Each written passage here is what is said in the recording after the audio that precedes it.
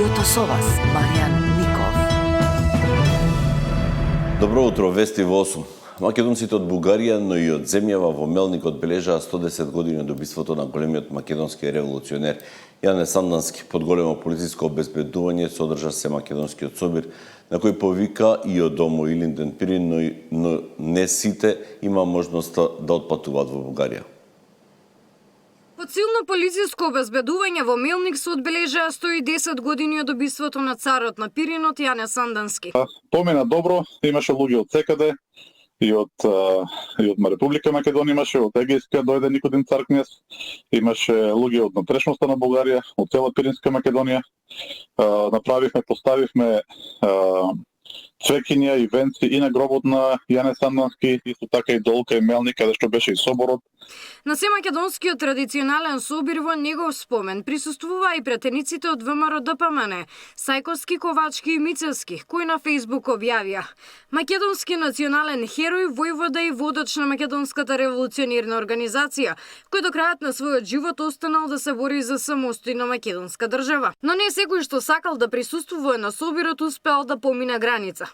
Професорот на факултетот за драмски уметности во Скопје Тихомир Стојановски тргнал за Мелник, ама стигнал само до граница.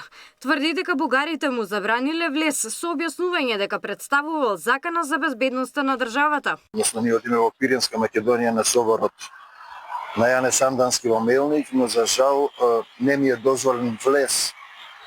Како што ми рекоа, во протокол ми дадоа и документи дека сум загрозување за безбедноста на Република Бугарија, дека не ми се дозволува да влезам. Јас сум професор доктор Тихомир Стојановски, предавам на факултетот за драмски уметности и одам како културен гостин на тој собор.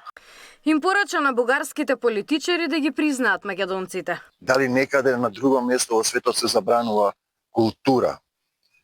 Тоа што единствено можам да го кажам, дека не може веќе Македонија да попушта, да не дозволува македонците да ги имаат своите човекови права и ние да бидеме понижувани, македонците да бидат понижувани во тој Европски сојуз кој бара од нас да се откажеме од самите себе. Во Бугарија не го сакаат Јане Сандански, не го чествуваат, не чувствуваат почит кон него, дури напротив, не го сакаат воопшто. Премногу силни и јасни македонски изјави има дадено додека бил жив, има премногу сведоштва и на некој начин се има претворено во символ на македонското малцинство во Бугарија заедно со Никола Вапцаров, како човек од Пиринска Македонија кој што секогаш имал силна македонска свест и се залагал за правата на македонците. Инаку бугарските медиуми изминативе денови пишуваат дека на Фејсбук се шири масовна кампања за присуство на македонци во Мелник. Нова БГ сподели дека се очекувало во Мелник за чествувањето на Јане Сандански да пристигнат неколку автобуси со, како што пишуваат, антибугарски настроени македонци. Значи тоа беше смислена кампања во бугарските медиуми за да се заканат на луѓето што ќе дојдат. Значи, ниту имало некакви автобуси организирани, уште повеќе антибугарски елементи, ниту имало нешто кое што било на кој начин ја загрозува Бугарија или нејзиниот демократски систем. Тоа е еден традиционален собор кој што ние го правиме веќе 35 всушност години доаѓа, да, 35 години со некои прекини поради полицијата, но ние го правиме редовно, никогаш не сме правиле проблеми, секој пат луѓето што доаѓале се држале достоинствено. Тежок е пристапот до соборот Мелник под блокада на бугарската полиција. Проверка од чувари на коли и на документи. Предупреди вчера и Атанас Киријаков, претседател на градскиот комитет на Илинден во Благоевград, но сепак денешниот собир помина без провокации. Габриела Лескова, Сител телевизија. Во тема на денот во дневникот на Сител гостуваше поранешниот вице-премиер за евроинтеграција Ивица Боцевски, кој зборуваше за престојот на претседавачот на Европската унија Антонио Кошта во Софија и како тоа може да влијае на односите Македонија-Бугарија. Софија не сака билатерална комуникација за решавање на проблемот, потврди министерот Муцунски. Денеска и следните денови во Софија е во Бугарија Антонио Кошта, значи председател на Европскиот совет, најмоќното, највисокото тело на ЕУ, меѓу темите и проширувањето. Има ли тој моќ да издействува, или дали е делегиран да издействува отворање на поглавјата со позиции блиски до тие на македонската влада? Она што мора да го кажеме е дека Антонио Кошта како председател, нели, председавач, да го речеме, на Советот на Европската унија, едно големо освежување, прво затоа што тој бил премиер на една значајна земја, Португалија се пак една значајна земја и има една убава геостратегиска визура, од друга страна е многу практичен политичар кој што и покрај тоа што доаѓа од социјалистички, левичарски корени, нема проблем да дискутира со било кого. Она што знаме дека и премиерот имаше состанок нели со него каде што ги изложи нашите проблеми, а не е прв пат Антонио Кошта или Коста, нели се зависи која е транскрипција ќе прифатиме, да го покрена ова прашање и пред Бугарија. Јас сум убеден дека токму затоа што неговата функција е онаа функција каде што геополитиката доаѓа до полн израз, тој ќе остави ова на маса во Софија. И мислам дека таму ќе имаат малку и проблем да му објаснат зошто и понатаму инсистираат на ветото во услови кога е очигледно и кога е јасно дека во Европа е бесна една војна и дека Европската унија има и некои други проекти кои ќе стојат на располагање. Сега ќе биде после интересно да слушнеме кој бил повратниот одговор. Аз убеден сум дека Кошта тоа ќе пренесе и до премиерот, а неговиот кабинет сега стигне до македонска дипломатија што се зборувало во Софија.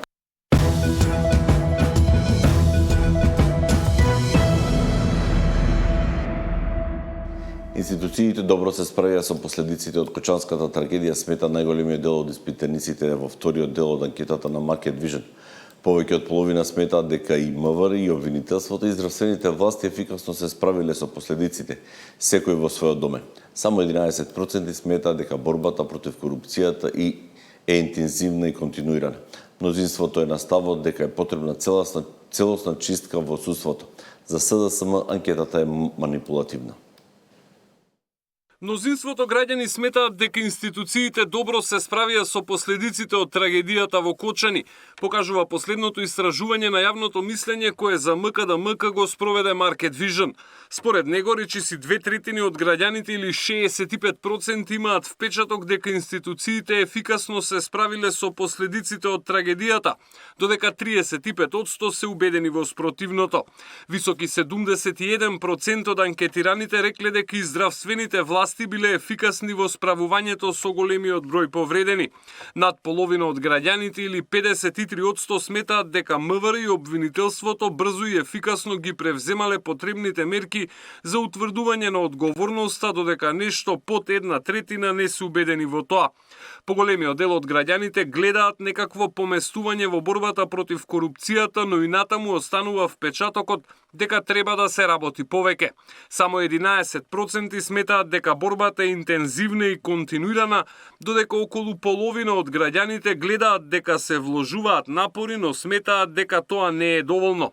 23% изјавиле дека не гледаат дека било што се прави во борбата против криминалот и корупцијата. Мнозинството е на ставот дека е потребна целосна чистка во судството. По околу 50% од граѓаните се на ставот дека треба да се смени и судскиот совет и јавниот обвинител, додека против се нешто под 1/5. 2/3 од граѓаните даваат поддршка на владините мерки за замрзнување на маржите на дел од производите, а околу 40% се на ставот дека производите се добро избрани. Најголемиот дел од луѓето или над 40% сметаат дека причина за високите цени се трговците кои се однесуваат неодговорно, а по околу 24% вината за високите цени ја гледаат во војната во Украина и во производителите и увозниците.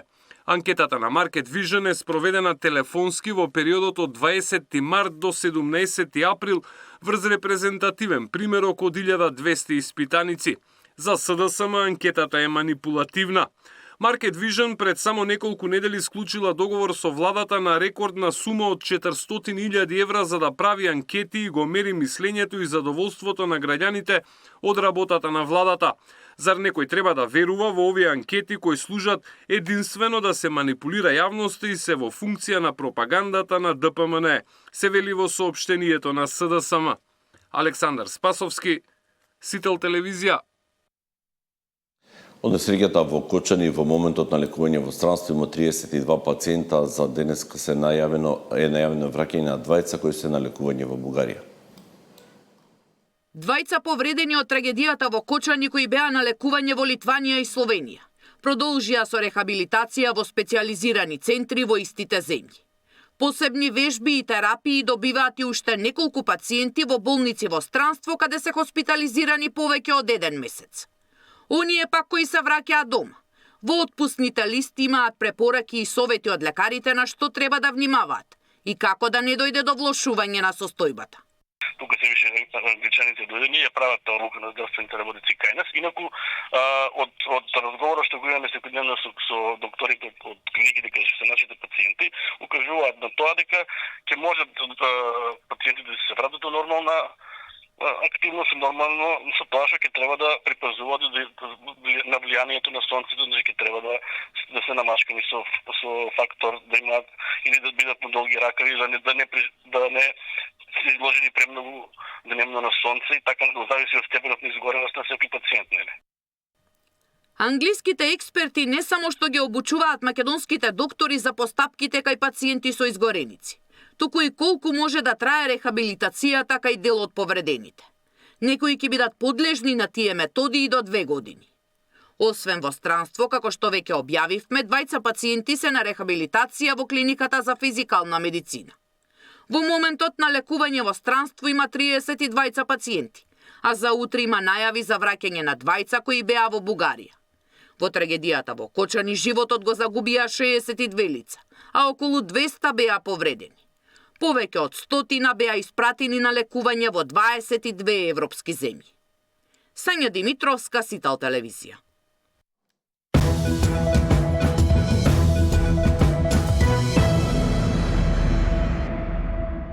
Ракометарите на Алкалоид се пласираа во финалето на Европскиот куп од